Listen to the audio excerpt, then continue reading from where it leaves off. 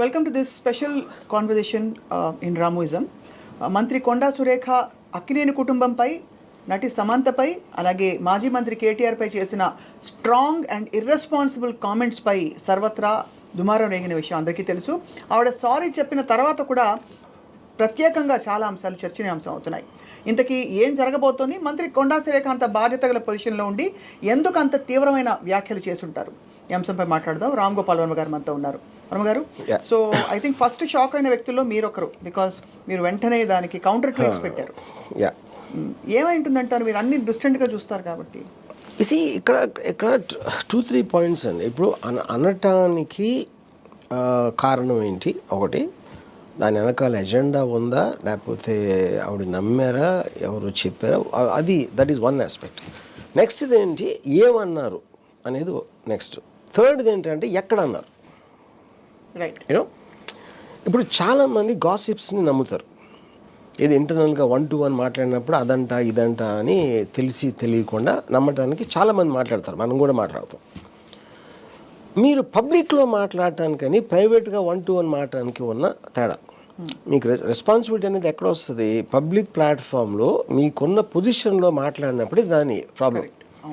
అదే మాట ఆవిడ ఇంట్లోనో లేకపోతే ఆవిడ ఫ్రెండ్తోనో ఏదో ఇలాంటిది అనుకుంటే, అలాంటిది it is workable. I mean all the time it happens. Correct. You know ఇక్కడ నాకు చాలా ఆశ్చర్యం ఏంటంటే, ఇప్పుడు సురేఖ గారు నాకు తెలుసు, నాకు పరిచయం ఉంది, కొండా మురళి గారు పరిచయం ఉంది, and I like lot of things about వాళ్ళతో నాకు ఎక్కడ. సో అందుకని ఆవిడ ఇలాంటి అంటాం అనేది నేను నిజంగా సర్ప్రైజ్ అయ్యింది. ఇక్కడ పాయింట్ ఏంటంటే, ఇప్పుడు అంటే నాకున్న నాలెడ్జ్లో ఇప్పుడు ఆవిడ ఏమంటున్నారు, బేసిక్గా తనని ఎవరో ట్రోల్ చేశారు and she suspects KTR is behind that. ఒక పొలిటికల్ పార్టీ, వేరే పొలిటికల్ పార్టీలు అంటేనే ఒకళ్ళు నిందించుకోవడం అనేది that is a common practice. అందులో ఇదేం లేదు. సో ఇప్పుడు ఎవరైతే పోస్ట్ పెట్టారో అది కేటీఆర్ పెట్టమంటే పెట్టారా, కేటీఆర్ తెలియకుండా పెట్టారా, అలాగ పెట్టినందుకు కేటీఆర్ నేను చేయలేదు ఏంటి అనేది this is a regular practice. మనం ఆల్ ద టైం వింటాం. అందులో ఇది కొత్త అనేది లేదు. ఇక్కడ కొత్తదనం ఏమొచ్చిందంటే, అసలు సంబంధం లేని నాగార్జున అసలు ఇష్యూ ఏది, తను పాలిటిక్స్లో లేడు, ఏమీ లేదు, నా కనెక్షన్ లేదు. అక్కడ ఈ ఇష్యూ తీసుకురావటం అనేది ఆ సందర్భంగా అప్పుడేంటి ఆవిడ ఉద్దేశం నాకు అర్థమవుతుంది. ఇప్పుడు ఒక మనిషిని బ్లేమ్ చేయాలంటే మీరు ఏదో కొన్ని చెప్పాలి. ఆ చెప్పే దాంట్లో ఎంత స్ట్రాంగ్గా ఏది చెప్తే దాని ఎఫెక్టివ్గా ఉంటుంది అనేది నెక్స్ట్ స్టెప్. అది ఓకే. ఇప్పుడు ఎఫ్ఐఆర్స్ ఉన్నాయి, కేటీఆర్ ఐదర్ ఎఫ్ఐఆర్స్ ఉన్నాయా లేకపోతే ఇంటిమిడియేట్ చేస్తున్నాడా, తనకున్న పొజిషన్ యూజ్ చేసి అవతలని బెదిరిస్తున్నాడా అనేది. ఎఫ్ఐఆర్ అనేది it is a personal 1-to-1. దానికి ఇంటిమిడియేట్ చేసి బెదిరిస్తున్నాడు, వాడుకుంటున్నాడు అనే ఒక ఎలిగేషన్ తీసుకుంటే అప్పుడు వాళ్ళు విక్టిమ్స్ అయ్యారు. వాళ్ళ పేర్లు ఎట్లా చెప్తారు మీరు బయట?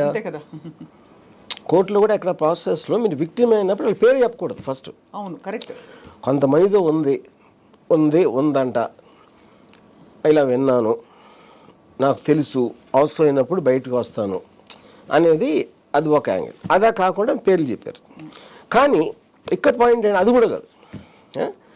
ఇక్కడ పాయింట్ ఏంటంటే, ఫస్ట్ ఆఫ్ ఆల్ ఇందాక మీరు చెప్పారు కదా, సారీ చెప్పినా కూడా ఇంకా ఫస్ట్ ఆఫ్ ఆల్ సమంత గారికి సారీ ఎందుకు చెప్పాలి? సమంత గారిని పొగిడారు ఆవిడ, ఏమని అది చెప్తున్నాను, అదే ఓన్లీ ఎక్స్ప్లెయిన్. అది కూడా కాదు, అవి రెండు సెపరేట్ అంటున్నా. ఎఫ్ఐఆర్ ఉందా, బెదిరిస్తున్నాడా అనేది సెపరేట్ స్టోరీ. అది విడాకుల్లో తీసుకొచ్చినప్పుడు ఏంటి, విడాకుల్లో ఏమంటున్నారు, ఇప్పుడు కేటీఆర్ డిమాండ్ చేశారు ఇన్కన్వెన్షన్ కోల్చకుండా ఆపాలంటే తను పంపాలి అని డిమాండ్ చేస్తే, ఆ డిమాండ్కి ఒప్పుకుని నాగార్జున చైతన్య తను వెళ్ళమని ఫోర్స్ చేస్తే తను వెళ్ళను అని చెప్పి, వెళ్ళకపోతే విడాకులు ఇచ్చేస్తుంది అంటే అని వాళ్ళు పంపారు అంటున్నారు ఆవిడ. అది అక్కడ అసలు కాదు. ఆ ఆస్పెక్ట్లో అంటే అది ఎంత ఇంక్రెడిబుల్ థింగ్ ఏంటంటే దాని గురించి ఎవరు మాట్లాడట్లేదు. సారీ చెప్పినా కూడా ఇంకా పర్సూ చేస్తున్నారు ఏంటి అంటున్నారు. నా పాయింట్ ఏంటంటే, ఇప్పుడు ఇక్కడ రెండు విషయాలు. కేటీఆర్కి కనెక్షన్, ఒక కేటీఆర్ భయపడుతున్నారు అనుకోవచ్చు, ఇది సమంత అనే ఇంటిమిడేట్ చేస్తున్నారు అనేది ఒక, లేదా ఎఫ్ఐఆర్ ఉందనేది ఒకటి, లేకపోతే ఏదో ఫోన్ రికార్డింగ్ చేసి భయపెడుతున్నాడు అనేది ఒకటి. దానికి దీనికి సంబంధం లేదంటున్నాను. అంతే కదా. అది ఒకవేళ ఉంటే that is between Samantha and KTR, ఒకవేళ ఎనీథింగ్ ఓకే. ఇక్కడ ఏంటి అసలు ఏమాత్రం విడాకులు అనేది ఉందనుకోండి, ఆల్రెడీ సమంతతో కనెక్షన్ ఉంటే నాగార్జున వీళ్ళతో అన్ని కన్వెన్షన్ అయింది ఎందుకు వచ్చినాయి ఇక్కడికి? అంతే కదా. ఆల్రెడీ ఉంటే ఈ కనెక్షన్ అనేది మీనింగ్ లేదు అక్కడ. సో ఇప్పుడు ఇక్కడి నుంచి మీరు అక్కడికి జంప్ అయ్యి మీరు ఆ ఒక్క లైన్ అనకపోతే, ఏది ఇలా కేటీఆర్ ఇలా డిమాండ్ చేశారు, ఆ విడాకుల ఆస్పెక్టు దాని వల్ల జరిగిందని అదొకటి.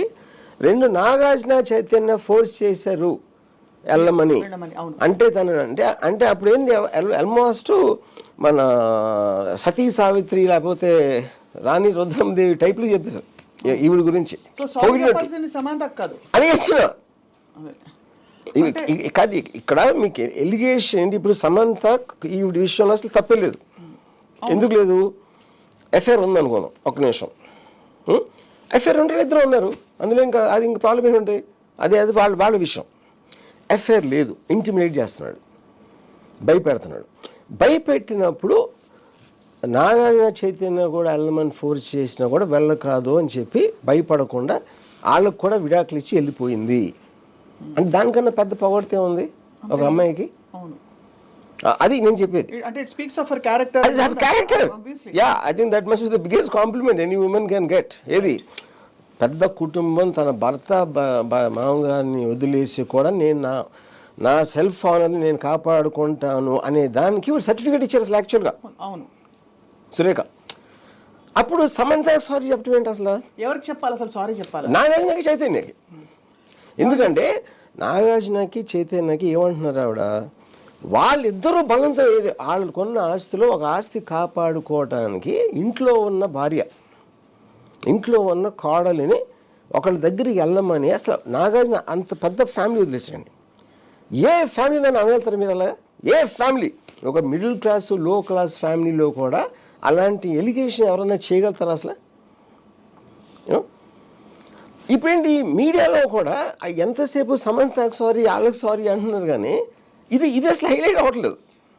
నాకు విపరీతంగా నాకు అంటే ఇన్స్పైట్ ఆఫ్ నాకు సురేఖ గారు కానీ మురళి ఇందాక చెప్పాను కదా, నాకు తెలుసు అని.